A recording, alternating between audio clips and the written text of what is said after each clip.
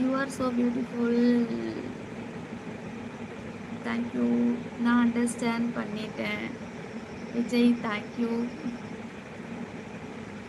அழகுக்கு அழகு சகோதரி. ரமேஷ் தேங்க்யூ. செல்லம் ஹாய்.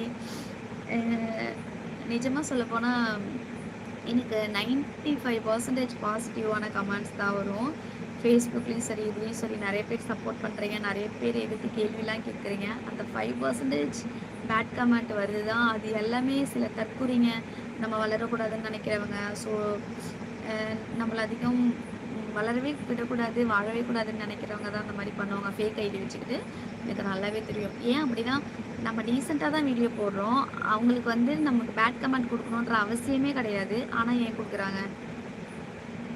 நான் டீசெண்ட், நான் தப்பாக பண்ணுனா பேட் கமெண்ட் கொடுத்தா ஓகே தான்.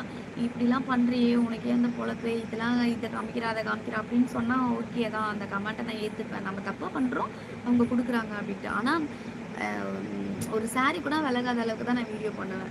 நாங்கள் ஷூட் பண்ணுறதா இருக்கட்டும், எங்கள் கேமராமேன் வீடியோ எடுக்கிறதா இருக்கட்டும், அப்படி தான் பண்ணுவாங்க இது வரைக்குமே. என்னோடய ஃபஸ்ட்டு வீடியோலேருந்து நீங்கள் பாருங்கள், எந்த வீடியோவுமே தப்பாக இருக்காது. அப்படி தப்பாகவே பண்ணலை நானே. அப்போ எனக்கு பேட் கமெண்ட் கொடுக்குறான்னா அவன் யாராக இருப்பான்? நல்லா யோசிச்சு பாருங்கள்.